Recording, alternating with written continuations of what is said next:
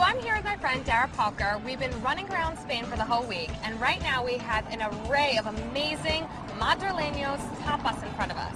And the word tapas comes from the Spanish word tapar, which means to cover. And what it used to be is that people would go into a bar and, leave their drink, and the owner would cover it with a plate so they wouldn't get any flies in it.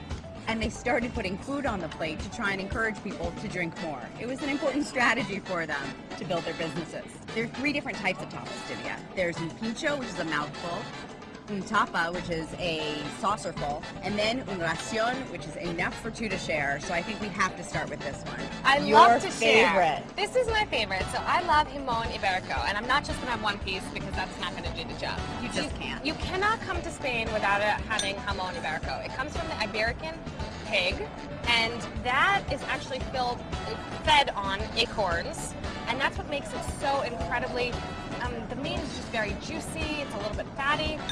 It's that mixture of salt and fat and sweetness that comes from pigs that have been feeding on acorns their whole lives. So I'm offering you pepper. I love these peppers. These are incredibly sweet, salty, and delicious. But the funniest thing about these peppers, Divya, is that in every batch, there's one that's incredibly spicy. And you never know who's going to get the scary spicy one. Well, I didn't get the scary spicy one, which is good, because I skipped the gene for spicy food. I can't really eat it.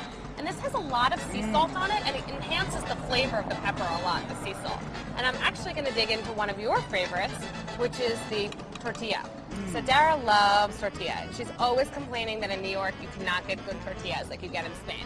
So we had to come all the way to Spain for her to eat them every day. It's a really rustic, homey family dish that you can find at every tapas bar here. But finding a really well-made one in New York is tough, and here it's like a dime a dozen. A dime a dozen. It's so easy. So it's basically eggs and potatoes, and it's cooked really traditionally, just like an omelet. It's delicious. They make sandwiches out of these. You can have it breakfast, noon, and night, and it's also a great late-night snack as well. So, one of my favorites are the anchovies that are fried, and I love them with a little bit of lemon squeezed on top of them. Hit me. I will. Probably not her favorite food, but one of my favorites. They are so crispy and salty and meaty at the same time. And they're really not very fishy. I think sometimes when you all. think of anchovies, you think they're going to be incredibly fishy. Not so these. They're really actually very sweet. So another one of your favorites. Dara loves mushrooms. I have never met a mushroom I didn't like. These are a mix of mushrooms, and they're cooked really simply with just oil and some garlic. There are a few peppers thrown in here as well. And what makes them so delicious is that they have a little bit of red pepper in them, so it's got a little bit of spice that hits your palate. You're right. It's a phenomenal tapa, really quick and easy to make, but the key is that you use Spanish olive oil, which is really special. It has that amazing Spanish olive flavor to it. And what they do with this is they also use Spanish garlic, ajillo. Oh, I'm getting the garlic right now. I know. Definitely a dish Don't try and kiss me later. only have with someone else who's sharing it with you. No meal is complete in Spain without queso, which means cheese, and they are famous for their manchego cheese.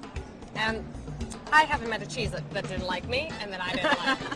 So I love all kinds of cheese, and this manchego has a lot of flavor. Really delicious.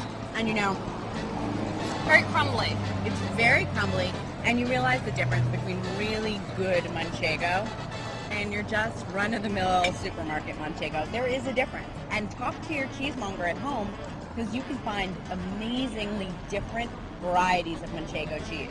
Here we're obviously having one of the best because we're here in Spain. We're going to tell you at a drink that people order here all the time. And it's going to look a little crazy to you, but it actually tastes amazing. So I'm going to start off by putting in half Coca-Cola. You get this in the States pretty easily.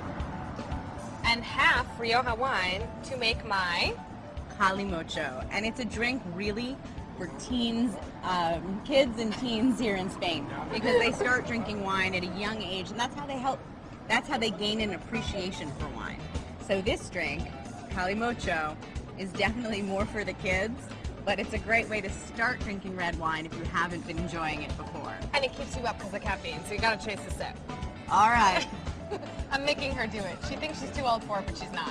It's kind of an interesting combination. It's sweet from the Coke, and yet it has a little bit of that red wine feel. I think I'm going to stick with my sangria. I think I am too. Cheers. Cheers.